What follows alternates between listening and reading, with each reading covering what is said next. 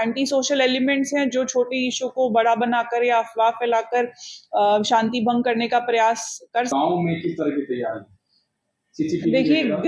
ग्रामीण स्तर पर और शहरी स्तर पर दोनों ही जगह पे हम बताना चाहेंगे कि इसमें थाना स्तर से सभी थाना अध्यक्षों को और सभी अंचलाधिकारी को सूचित कर दिया गया है कि उनके क्षेत्र में वह लोग पूर्णतः जिम्मेवार रहेंगे। जो थाना क्षेत्र है, चाहे वो ग्रामीण में हो या शहरी में हो, तो उस थाना अध्यक्ष की जिम्मेवारी होगी कि वहां पे जितने भी मजिस्ट्रेट पदाधिकारी जिला की तरफ से लगाए गए हैं वो अपनी अपनी लोकेशन पर प्रेजेंट रहें। वे लोग गश्ती कर करके इसका अनुश्रवण करेंगे। इसके अलावा अंचलाधिकारी, वहां के प्रखंड विकास पदाधिकारी भी भ्रमणशील रहेंगे अपने अपने एरिया में, और कोई भी ऐसी सूचना होती है तो हमें तत्काल बताएंगे। इसके अलावा जिला कंट्रोल रूम भी स्थापित किया गया है, अनुमंडल पर भी कंट्रोल रूम स्थापित किया गया है, और कोई भी ऐसी सूचना आती है तो कंट्रोल रूम को अवश्य नागरिक भी दें और अन्य लोग भी दें, ताकि उसकी सूचना हम स्थानीय पर्व त्योहारों का टाइम है, जैसे कि आप जान रहे हैं आगामी दुर्गा पूजा है, उसके बाद फिर विजयदशमी है, फिर उसके कुछ दिनों बाद दिवाली, छठ, अन्य सभी पर्वों का टाइम है। तो जितनी सतर्कता हम रख सकते हैं अपने प्रशासन की तरफ से, पुलिस की तरफ से, और हमारी जो सामाजिक जितने भी लोग हैं, जो बुद्धिजीवी हैं, जो हमेशा शांति समिति के लोग रहते हैं, हमारा सहयोग करते हैं, उनकी तरफ से भी हमारा यही उद्देश्य रहेगा कि कैसे इसको अलर्टनेस के साथ हम अपने जो सुदृढ़ अपना जो प्रबंधन है उसको रख पाएं, और जितने भी हमारे पदाधिकारी कर्मी इसमें प्रतिनियुक्त किए जाएंगे अलग अलग जगह पे, जहां जहां सेंसिटिव पॉइंट्स हैं, जहां जहां बड़े पंडाल लग रहे हैं, वहां पे गश्ती और वहां पे जो प्रेजेंस है वो ज्यादा से ज्यादा रहे। यही हमारी कोशिश रहेगी, और जो भी छोटी मोटी घटनाएं होती हैं उसमें यही हमारा उद्देश्य रहता है कि जल्दी से जल्दी वहां पर पहुंचे, और वहां पर पहुंच के जो सही स्थिति है उसके अनुसार आगे की कार्रवाई करें, ताकि जो एंटी सोशल एलिमेंट्स हैं जो छोटे इशू को बड़ा बनाकर या अफवाह फैलाकर शांति भंग करने का प्रयास कर सकते हैं, उन पर रोक लगाई जा सकती है। डीजे को लेकर किस तरह का आदेश निकला? हम लोग देखते हैं कि पूजा पंडालों में विसर्जन के टाइम में कई सारे डीजे, जिसके कारण कई सारे मामले भी हो जाते हैं, किस तरह का आदेश? डीजे, देखिए, डीजे पर वैसे प्रतिबंध रहता है, डीजे पर किसी प्रकार का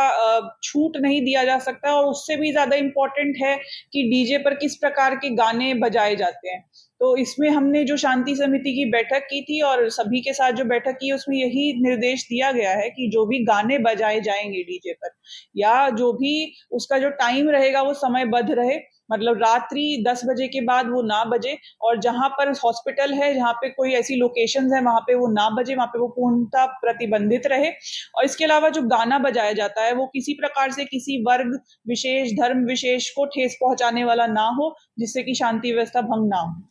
ग्रामीण सेक्टर को लेकर एक तो हम लोग देख रहे हैं कि दरभंगा जिला को जो है पूरे बिहार में जो संवेदनशील जिला है उसमें दरभंगा का भी नाम आ गया है, जो 8 जिला है मुख्यालय से। किस तरह से आप लोग जो संवेदनशील,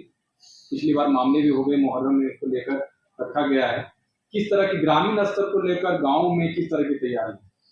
देखिए, ग्रामीण स्तर पर और शहरी स्तर पर दोनों ही जगह पे हम बताना चाहेंगे कि इसमें थाना स्तर से सभी थाना अध्यक्षों को और सभी अंचलाधिकारी को सूचित कर दिया गया है कि उनके क्षेत्र में वह लोग पूर्णतः जिम्मेवार रहेंगे। जो थाना क्षेत्र है, चाहे वो ग्रामीण में हो या शहरी में हो, तो उस थाना अध्यक्ष की जिम्मेवारी होगी कि वहां पे जितने भी मजिस्ट्रेट पदाधिकारी जिला की तरफ से लगाए गए हैं वो अपनी अपनी लोकेशन पर प्रेजेंट रहें। वे लोग गश्ती कर करके इसका अनुश्रवण करेंगे। इसके अलावा अंचलाधिकारी, वहां के प्रखंड विकास पदाधिकारी भी भ्रमणशील रहेंगे अपने अपने एरिया में, और कोई भी ऐसी सूचना होती है तो हमें तत्काल बताएंगे। इसके अलावा जिला कंट्रोल रूम भी स्थापित किया गया है, अनुमंडल पर भी कंट्रोल रूम स्थापित किया गया है, और कोई भी ऐसी सूचना आती है तो कंट्रोल रूम को अवश्य नागरिक भी दें और अन्य लोग भी दें, ताकि उसकी सूचना हम स्थानीय लोगों को बताएं और खुद भी वहां से अपना उचित कार्रवाई कर पाएं। अंत में एक चीज आपसे जानना चाहेंगे कि शहर में हम लोग देख रहे हैं कि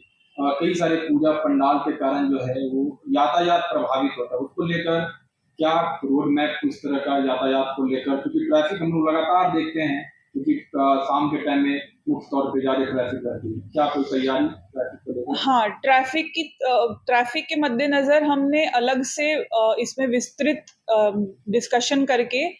काफी सारे बिंदुओं पर विचार करके उसमें कुछ आदेश निर्गत किए हैं। जैसे इसमें डीएसपी यातायात है, एसएचओ यातायात है, और ये शहरी क्षेत्र में ज्यादा प्रॉब्लम रहती है क्योंकि भीड़ भाड़ ज्यादा शहरी क्षेत्र में रहती है। तो ट्रैफिक के को लेकर हमने कुछ पॉइंट्स पे ड्रॉप गेट और कहीं पे हमने ट्रैफिक डाइवर्ट भी किया है, जो मेन जहाँ पे भीड़ भाड़ रहेगी वहां से वाहन ना जाए, और हैवी वाहन जो रहेगा वो 20 के बाद बहुत सारी जगहों पे प्रतिबंधित रहेगा। टाइम हमने उसमें रेडी किया है, दोपहर 3 बजे से रात्रि 4 बजे तक जो भारी वाहन है वो पूर्णतः प्रतिबंधित रहेगा कुछ जगह पर। चलिए, बहुत बहुत धन्यवाद। मैडम, ये बताइए कि जिस तरीका से सदर में बहादुरपुर ब्लॉक में भू माफिया हावी है, जो कल ही गोली चली है, कुछ दिन पहले भी तारा लाइन में गोलीबारी हुई है, तो क्या मतलब जो खासकर जो है ये सदर और बहादुरपुर प्रखंड में भू माफिया हावी है, थाना की मिली भगत से वो अपराध को अंजाम देते हैं,